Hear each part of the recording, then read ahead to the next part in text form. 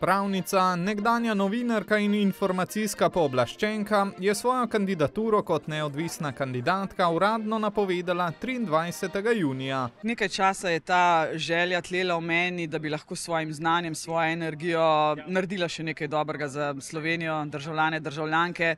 In ko je odločitev padla po 10 neprespanih nočeh, je bilo potem seveda lažje. Zdaj sem na terenu med ljudmi. Ne boji se biti moralna avtoriteta, želi si, da bi se politika pri nas poenotila v ključnih strateških temah.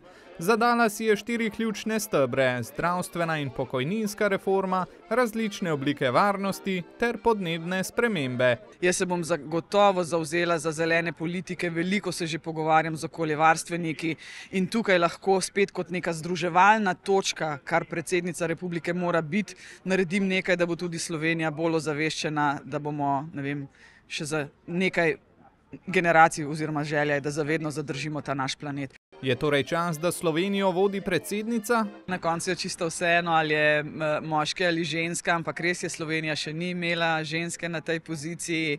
Drugačno energijo imamo, drugače razmišljamo, morda pa ženska lahko naredi kaj drugače, kaj bolje. Za začetek pa si želi predvsem mirno kampanjo.